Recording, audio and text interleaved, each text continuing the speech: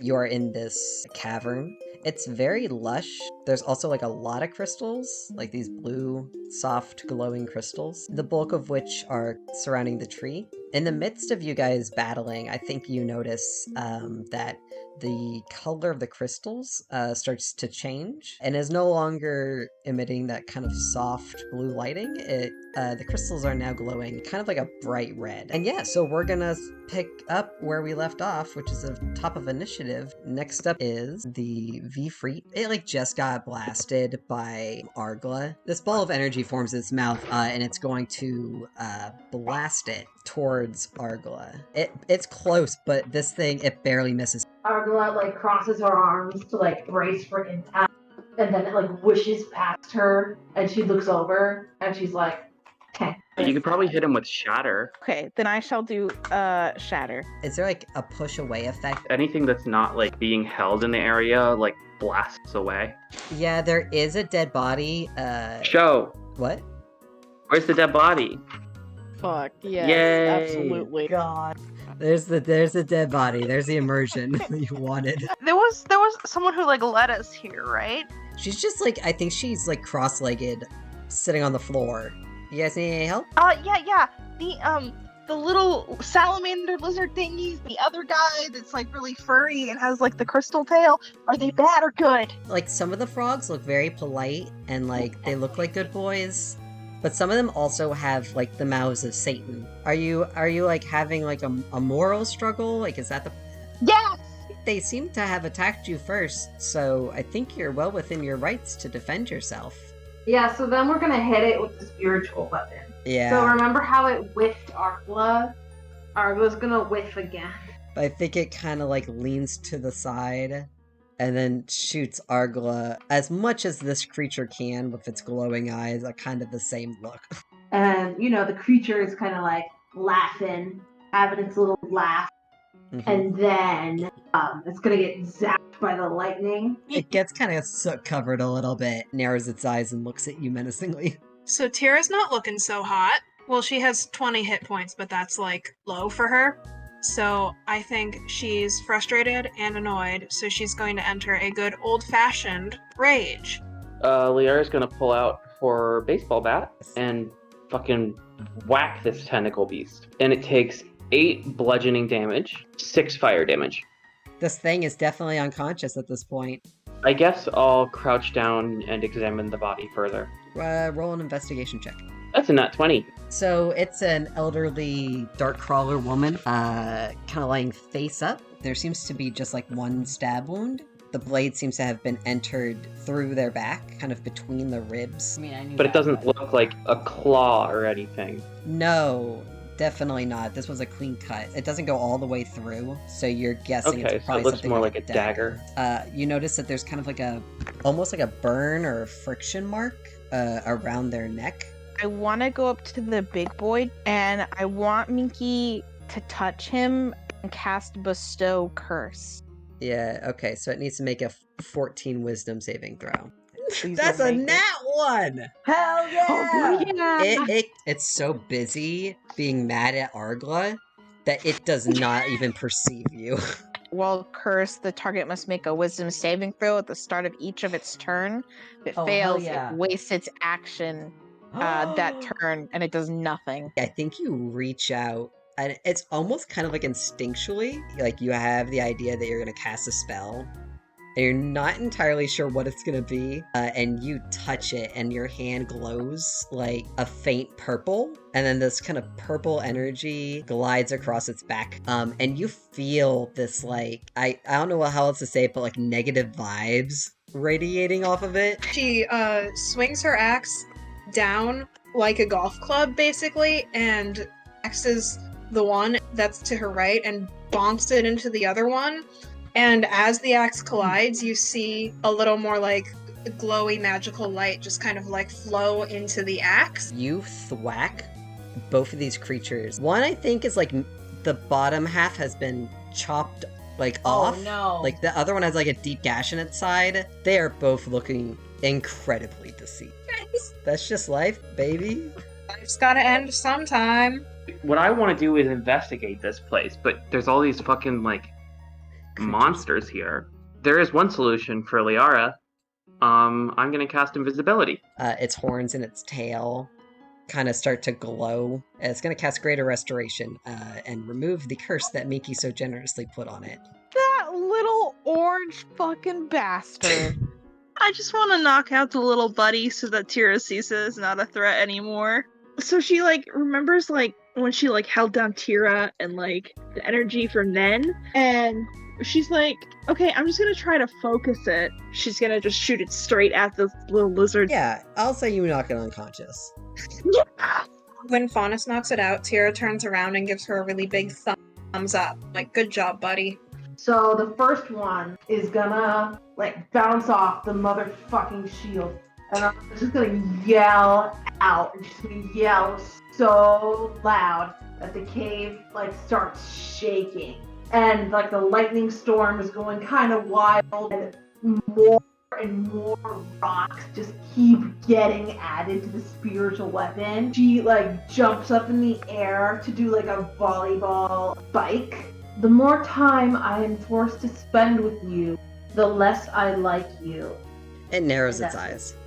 So maybe it keeps spinning, and she does a 360 spin on her, and on her way back around, she thwacks it with the axe. And then I'll make an investigation check and see what I can glean from the situation there. That's an 11. You have a better look at kind of the condition of the roots. They aren't clean cuts. You figure this is probably done by a big weapon, like an axe or something like that. Also looking around, you can see that kind of all the flora, the flowers and the plants that are growing around it.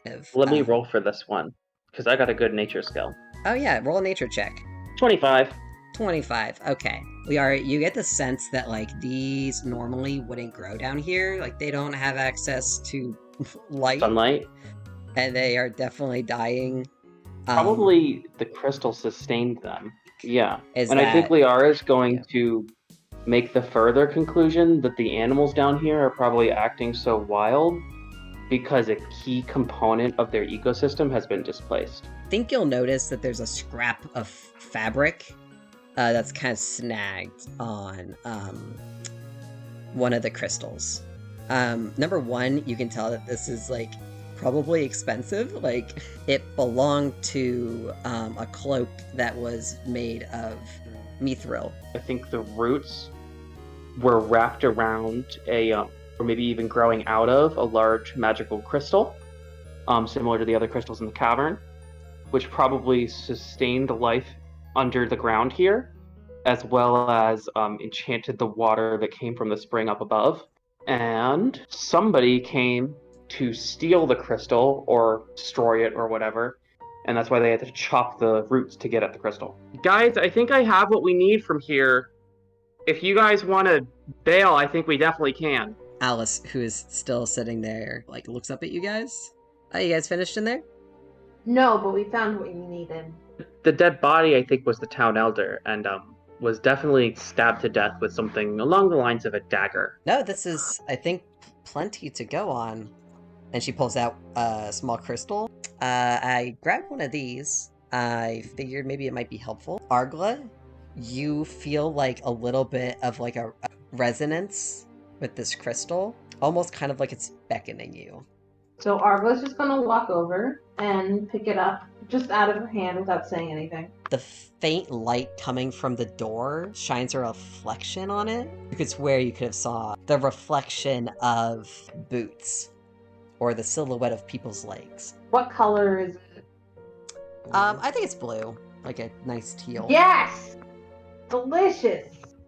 And she's just gonna bite the tip of it. I think in comparison to most crystals that you eat, sensation of like a warm hug from your dad on a sunny day on the mountain. It's a very comforting feeling.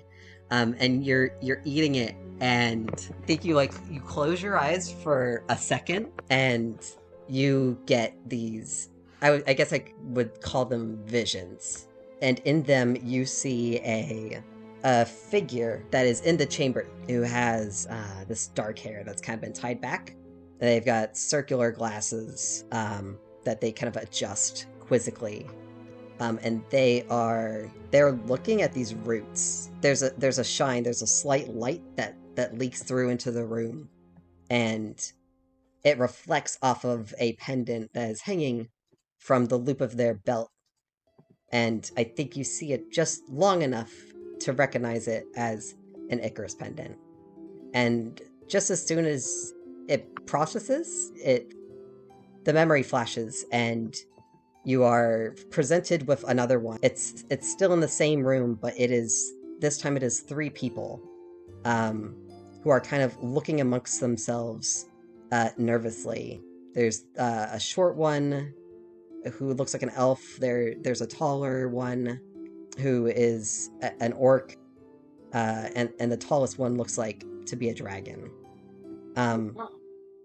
As they kind of gesture, as they nervously converse, you can see that there's a faint blue glow on all of their hands. And then it switches just as fast. And it's kind of like a ground up perspective. You can see this crystal where it should have been. This very large, smooth stone that is almost encapsulated by and held by these roots. And you can hear the thwack of a battle axe as it lodges itself in the wood, and it splinters off onto the ground. You feel this emotional pain just for a moment, a sense of sadness and hurt that lingers just for a moment. It doesn't stick with you long, but you feel it. And just as soon as these visions come to you, your eyes are open and you are kind of back in the present.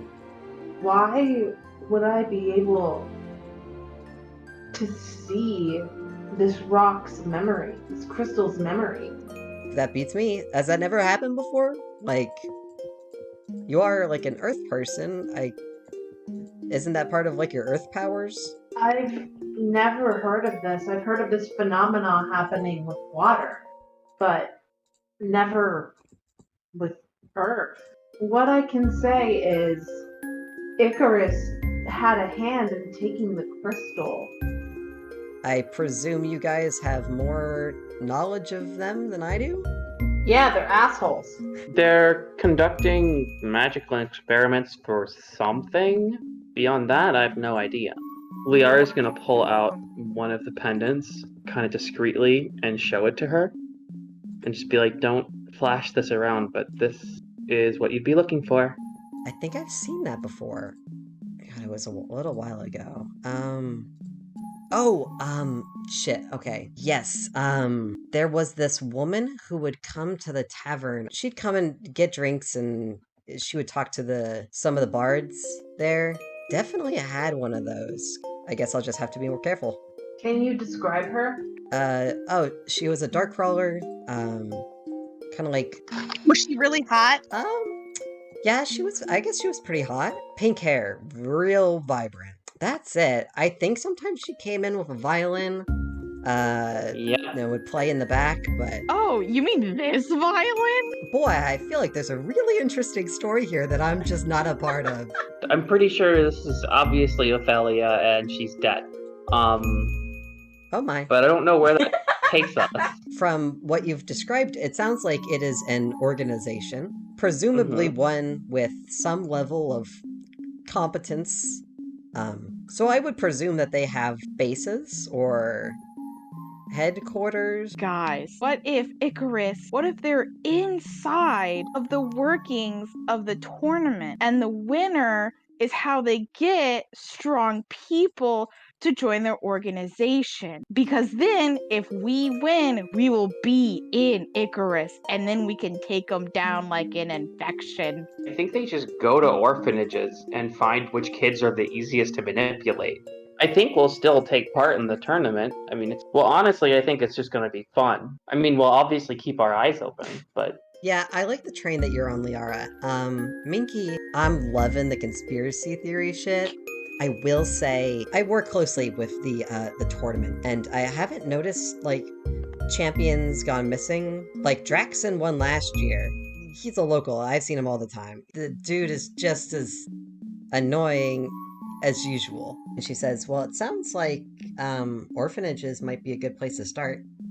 So I'll make a list, and maybe, the tournament it starts pretty soon, so I don't want to hold you guys up for that, but once you get a break, maybe we can meet up and exchange notes. The party is like basically just gonna head back to the tavern. Alice pulls Argla to the side. I just wanted to let you know that I haven't forgotten our first conversation when you said that you wanted to learn more about your father. And I mean, I don't have it on me right now. I'm gonna have.